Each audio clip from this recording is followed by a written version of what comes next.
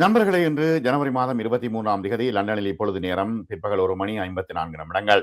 தமிழக தேர்தல் களம் தற்பொழுது சூடுபிடிக்க ஆரம்பித்திருக்கிறது. பிரதமர் மோடி வந்திருக்கின்றார். டிடிவி தினகரன் வந்து ஒரே மேடையில் எடப்பாடி பழனிசாமியை புகழ்ந்திருக்கின்றார். இவ்வளவு காலமும் எடப்பாடி பழனிசாமியை ஏசி கொண்டிருந்தவர், துரோகி என்று சொன்னவர், அவருடைய கட்சியிலே சேர மாட்டேன் என்று சொன்னவர். சரி, அமமுக வந்து பிஜேபி கூட்டணியிலே, என்டிஏ கூட்டணியிலே இணைந்திருக்கிறது என்பதுதான் முக்கியமான விஷயம்.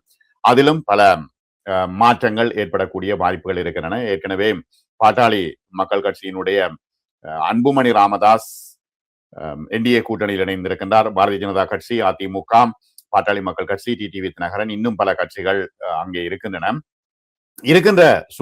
தற்பொழுது இருக்கின்ற சூழ்நிலையில் டிவிகேனுடைய நிலைமை என்ன? இப்ப தமிழக வெற்றி கழகம் என்ன பாதிப்பை, என்ன அதிர்வை ஏற்படுத்த போகிறது என்றுதான் எல்லோரும் பார்த்து கொண்டிருக்கிறார்கள். அதில் முக்கியமாக திராவிட முன்னேற்ற கழகத்திற்கும் அதிமுகவுக்கும், எடப்பாடி பழனிசாமிக்கும், ஸ்டாலினுக்கும் உண்மையில் ஒரு ஒரு ஒரு குழப்பகரமான ஒரு சூழ்நிலையை டிவிகே ஏற்படுத்தி இருக்கிறது. அதற்குள்ள டிவிகேக்கு தேர்தல் ஆணையம் விசில் சின்னத்தை கொடுத்து விட்டது. ஆகவே அவர்கள் மிகவும் மகிழ்ச்சியாக இருக்கின்றார்கள். தமிழக வெற்றி கழகத்துக்கு விசில் சின்னம் தேர்தல் ஆணையம் ஒதுக்கீடு செய்தது மிக முக்கியமான ஒரு விஷயமாக தமிழக தேர்தல் களத்திலே பேசப்படுகின்றது. தமிழக சட்டப்பேரவை தேர்தலுக்கு இன்னும் 2 மாதங்களே எஞ்சியுள்ள நிலையில் மாநிலத்தின் அரசியல் களம் முன்னபோதும் இல்லாத அளவுக்கு உச்சகட்ட பரபரப்பை எட்டி இருக்கிறது என்றுதான் சொல்ல வேண்டும். ஏன்னா இப்ப வெளியிலிருந்து பார்க்கும் பொழுது எங்களுக்கு செய்திகள் தான் வந்து சேருகின்றன. உள்ளுக்குள்ள நிறைய விஷயங்கள் ஓடிக்கொண்டிருப்பதை நாம் பார்க்கின்றோம். அது தொடர்பாகவும் இடைக்கிட நாங்கள் பேசலாம் என்று இருக்கின்றோம். இதுல பல ஆண்டுகளாக திமுக, அதிமுக என்று 2 துருவங்களாக இருந்த தமிழக அரசியல் தற்பொழுது விஜயின் தமிழக வெற்றி கழகம் 3வது பெரும் சக்தியாக உருவெடுத்துள்ளது என்பதற்கு மாற்று கருத்தில்லை. இதற்கிடையில் கட்சியின் பொதுச் செயலாளர் ஆனந்த் மற்றும் தேர்தல் பிரச்சார மேலாண்மை பிரிவு பொதுச் செயலாளர் ஆதவர்ஜன் ஆகியோர் கடந்த நவம்பர் மாதம் டெல்லியிலே போய் சென்று தேர்தல் ஆணையத்திடம் 10 விருப்ப சின்னங்களை பட்டியலிட்டு வழங்கியிருந்தார்கள். என்ன விஷயம் என்றால், தற்பொழுது அந்த நீண்ட காத்திருப்புக்கும் எதிர்பார்ப்புக்கும் விடை கிடைத்திருக்கிறது. நேற்று வந்து விசில் சின்னத்தை பொது சின்னமாக ஒதுக்கிய இந்திய தேர்தல் ஆணையம் அதிகாரப்பூர்வமாக உத்தரவிட்டிருக்கிறது. இதுதான் முக்கியமான விஷயம். 234 தொகுதிகளுக்கும் ஒவ்வொரு சின்னம் வழங்குவார்களா? ஏனென்றால் தாவேகா இப்பொழுது தேர்தலில் நின்று நிரூபிக்கப்படாத ஒரு கட்சி.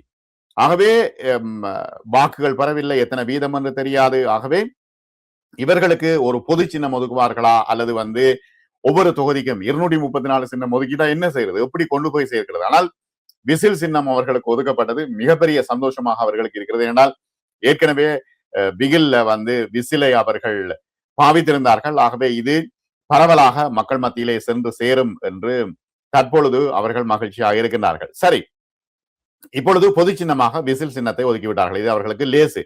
நேற்று எல்லா இடமும் பரவிவிட்டது விசில் சின்னம். பொதுவாக அங்கீகரிக்கப்படாத புதிய கட்சிகளுக்கு ஒவ்வொரு தொகுதிக்கும் தனித்தனி சின்னங்கள் ஒதுக்கப்படுவதை வழக்கம், ஏற்கனவே சொன்ன மாதிரி. ஆனால் தேர்தல் ஆணையத்தின் விதிமுறைகளின்படி முறையாக கணக்குகளை தாக்கல் செய்ததாலும் இவங்க வந்து கணக்குகளை சரியா தாக்கல் செய்திருக்கின்றார்கள். வரவு செலவு கட்சியின் வலுவான முன்னெடுப்புகளாலும் தமிழகத்தின் 234 தொகுதிகளுக்கும் விசில் சின்னமே பொது சின்னமாக ஒதுக்கப்பட்டிருக்கிறது. இது தாவேகாவின் முதல் அரசியல் வெற்றியாக பார்க்கப்படுகிறது. இந்த இடத்துல தாவேகா என்ன தாக்கத்தை ஏற்படுத்தும் என்று பத்திரிகையாளர்கள் தொடர்ந்து பேசி வருகிறார்கள். வாதங்கள், பிரதிவாதங்கள் எழுந்த வண்ணமே இருக்கின்றன. நாங்கள் பார்க்கிறோம், இப்ப தமிழக டிவிகள்ல வந்து தொடர்ச்சியாக இதை பற்றிய பேச்சுவார்த்தை பேசிக்கொண்டே இருக்கின்றார்கள். ஆனால் டிவிக்கு வந்து நிச்சயமாக ஒரு பெரிய பாதிப்பை ஏற்படுத்தும். பத்திரிகையாளர் மணி போன்றவர்கள் குறிப்பிடுகிற ஒரு முக்கியமான விஷயம் என்னன்னா, கிட்டத்தட்ட 15 தொடக்கம் 20 வீதம் வாக்குகளை அவர்கள் எடுத்தாலும் கூட இப்ப ஆட்சி அமைக்க முடியாது, முதலமைச்சராக முடியாது, போதுமான அளவு சீட்ஸ் கிடைக்காது என்றெல்லாம் பேசிக் கொண்டிருக்கின்ற சூழ்நிலையில் கிட்டத்தட்ட 1 கோடி வாக்குகளை பெறக்கூடிய சாத்தியக்கூறுகள் இருக்குது. இப்ப 80 லட்சத்திலிருந்து 1 கோடி வரை வாக்குகளை பெறக்கூடிய சாத்தியக்கூறு இருந்தா தமிழக அரசியல் அது மிகப்பெரிய ஒரு அலையை ஏற்படுத்த போகிறது. என்னடா இப்ப சீட்ஸை பெறுகின்றார்களோ இல்லையோ, இப்ப குறைந்த வாக்கு 1000 வாக்கு 2000 வாக்கு, இந்த முறை வந்து பெர்சன்டேஜ் மிக குறைவாக தான் இருக்க போகுது. 1000 வாக்கு 2000 வாக்குல ஒருவர் வெல்லுவார், இன்னும் ஒருவர் தோற்பார் என்கின்ற ஒரு சூழ்நிலை வரக்கூடிய நிலைமை இருக்கிறது. ஆகவே ஒரு தீர்மானிக்கிற சக்தியாக விஜய் இருக்க போகின்றார் என்பதுதான் இப்பொழுது இருக்கின்ற விஷயம். ஆகவே 80 லட்சத்தில இருந்து 1 கோடி வாக்குகள் என்றது மிகப்பெரிய ஒரு பெர்சன்டேஜ். ஆகவே 15% வாக்குகளை எடுத்தால் கூட அவர்கள் வந்து இவ்வாறான ஒரு தாக்கத்தை ஏற்படுத்தக்கூடியதாக இருக்கும். சரி, 20% வாக்குகள், 20% வாக்குகள் எடுத்தா கூட இவ்வாறான ஒரு விஷயத்தை அவர்கள் செய்யக்கூடியதா இருக்கும். ஆகவே விசில் சின்னம் என்பது சாமானிய மக்களிடமும் இளைஞர்களிடம் மிக எளிதாக சென்றடையக்கூடிய ஒரு சின்னம். ஏற்கனவே அவர்கள் விசில் ஊதி கொண்டுதான் இருக்கிறார்கள். எனவே தேர்தல் பிரச்சாரத்தில் இதை தீவிரமாக பயன்படுத்த கட்சி தலைமை திட்டமிட்டிருக்கிறது. முதல் தேர்தலிலேயே மாநிலம் முழுவதிலும் ஒரே சின்னத்தில் போட்டியிடும் வாய்ப்பு கிடைத்துள்ளதால் தாவேகா நிர்வாகிகள் மற்றும் அவர்களுடைய தொண்டர்கள் உற்சாகத்தில் இருக்கின்றார்கள். அரசியல் தொண்டர்கள் என்பதை விட ரசிகர்கள் உற்சாகத்தில் இருக்கின்றார்கள். இந்நிலையில் ஆதவ் அர்ஜுனா தனது எக்ஸ் தள பக்கத்திலே தாவேகாவுக்கு இந்திய தேர்தல் ஆணையம் விசில் சின்னத்தை வழங்கியுள்ளது. நாம் வாகை சூட போகும், வரலாறு திரும்ப போகும், 2026 தமிழக தேர்தல் அரசியல் களத்தில் புதிய சகாப்தத்தை படைக்க போகிறது என்று அவர் சொல்லியிருக்கிறார்.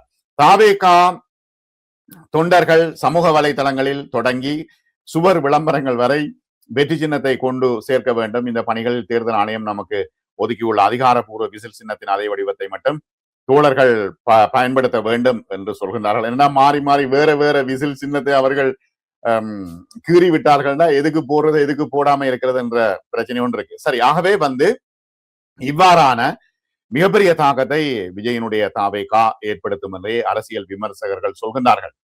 இப்ப திராவிட முன்னேற்ற கழகத்துக்கும் அதிமுகவுக்கும் உண்மையிலே ஒரு பெரிய கலக்கத்தை ஏற்படுத்தி இருக்கிறது. இதுல காங்கிரஸ் கட்சியினுடைய நிர்வாகி பிரவீன் சக்கரவர்த்தியும் அதுக்குள்ள இறங்கி விளையாடி கொண்டிருக்கின்றார். இப்ப தாவேகாவுக்கு விசில் சின்னம் ஒதுக்கப்பட்ட நிலையில் ஏற்கனவே விஜயை சந்தித்து பேசினார் பிரவீன் சக்கரவர்த்தி. ஆட்சியில் காங்கிரசுக்கு பங்கு வேண்டும் என்று கேட்டு பரபரப்பை ஏற்படுத்தி கொண்டிருக்கிறார்கள் திராவிட முன்னேற்ற கழகத்தில். அது ஒரு விஷயம் ஓடிக்கொண்டிருக்கிறது. இப்ப 2026 தேர்தலுக்கான விசில் ஊதப்பட்டு விட்டது என்று அவர் ட்விட்டர்ல எழுதியிருக்கிறார். ஓகே, இப்ப காங்கிரஸ் கூட்டணி திராவிட முன்னேற்ற கழகத்தோடு இருக்கிறது. ஆகவே தமிழகத்தின் நலனை கருத்தில் கொண்டு ஆலோசித்து நல்ல முடிவு எடுக்கப்படும் என்று காங்கிரஸ் மேலிடம் அறிவித்திருக்கிறது. அப்ப பிரவீன் சக்கரவர்த்தியினுடைய இந்த ட்வீட்டுக்கு ராகுல் காந்தி எந்த கண்டனமும் தெரிவிக்கவில்லை. இப்ப ராகுல் காந்தியும் சுமூகமாக போய்கொண்டிருக்கின்றார். ஆனால் இது காங்கிரஸ் வந்து விஜயோட சேரக்கூடிய சாத்தியக்கூறுகளே இல்லை. என்னடா காங்கிரஸுக்கு வந்து இங்க 40 சீட்டுகள் வந்து திராவிட முன்னேற்ற கழகத்துல இருக்குது பாராளுமன்றத்துல அங்க டில்லியில. ஆகவே அதை விட்டு விலகக்கூடிய சாத்தியக்கூறுகள் இல்லை. இருந்தும் கூட அரசியல் விமர்சகர்கள் முக்கியமானவர்கள் குறிப்பிடுகின்ற ஒரு விஷயம் என்னன்னா, மணி போன்றவர்கள் தாவேகா ஒரு மிகப்பெரிய சக்தியாக உருவெடுக்கக்கூடிய வாய்ப்பு வந்துவிட்டது. ஓகே, சிபிஐ விசாரணைகள் போன்ற விடயங்கள் இருந்தாலும் கூட கிட்டத்தட்ட ஜனவரி 12ஆம் தேதி சிபிஐயுடனான விசாரணை, திரும்ப 19ஆம் தேதி மேலதிக விசாரணை என்கின்ற இந்த சூழ்நிலையில் இப்ப பாரதிய ஜனதா கட்சி இந்து எதிர்ப்பு கட்சி என்று குற்றம் சாட்டிய டிவிகே அதற்கு பிறகு பாரதிய ஜனதா கட்சி உடனான தொடர்புகளை இப்பொழுது வைக்கவும் முடியாமல் விலகவும் முடியாமல் மிகப்பெரிய ஒரு இறுக்கத்துல இருந்து கொண்டிருக்கின்ற நிலைமையில் விஜய் சொன்னார், இங்க தமிழகத்துல உண்மையான அரசியல் எதிரி திராவிட முன்னேற்ற கழகம், இந்து சித்தாந்த எதிரி பாரதிய ஜனதா கட்சி என்று கூறித்தான் இவ்வளவு பெரிய பிரச்சனை விஜய்க்கு ஏற்பட்டது. ஆகவே இப்ப விஜயினுடைய அரசியல் நிலைமை மிக முக்கியமாக தொடர்ச்சியாக இவர் அரசியல்வாதியா இருக்க போகின்றாரா இல்லையா என்பதை இந்த தேர்தல் முடிவெடுக்கும் என்றே அரசியல் விமர்சகர்கள் தொடர்ச்சியாக சொல்லிக் கொண்டிருக்கிறார்கள். ஏன்னா கரூர்ல 41 பேர் அவருடைய கூட்டத்துல சிக்கி உயிரிழந்ததற்கு பிறகுதான் இப்ப கரூருக்கு முன்பு கரூருக்கு பின்பு என்று அவருடைய அரசியல் நிலவரங்களை பார்த்து கொள்ளலாம். ஆனா அவரது ஹீரோவின் தமிழக அரசியல் அரங்கிலே உண்மையில ஒரு இடியை இறக்கக்கூடியது என்று இங்கே நோட் பத்திரிகைகள், வடக்கு பத்திரிகைகள் கூட எழுதி கொண்டிருக்கின்றன. 60 ஆண்டுகளுக்கு மேலாக மாநிலத்தை ஆண்ட திராவிட மரபு கட்சிகளின் ஆட்சியை முடிவுக்கு கொண்டு வரும் வகையில் சுத்தமான அரசியலை வழங்கப் போகின்றார் என்று தொடர்ச்சியாக டிவிகே சொல்லிக் கொண்டிருக்கிறது. இது எவ்வாறான சுத்தமான அரசியல் என்று அவர் சொல்லவே இல்லை. ஆகவே அவர் அரசியல் பார்வையாளர்கள் சொல்கின்றார்கள் விஜயினுடைய அரசியல் புத்திசாலித்தனம் மற்றும் தலைமை குறித்த சந்தேகம் இருக்குது.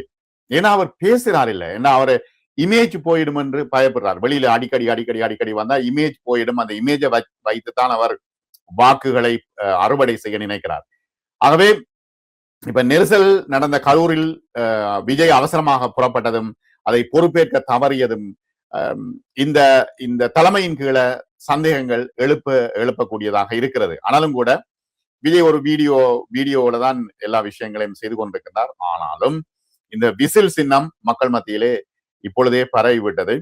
ஆகவே நிச்சயமாக வாக்கு போடுவார்கள். இது ஒரு பெரிய தாக்கத்தை ஏற்படுத்த போகிறது என்பது மட்டும் தெளிவாக தெரிகிறது.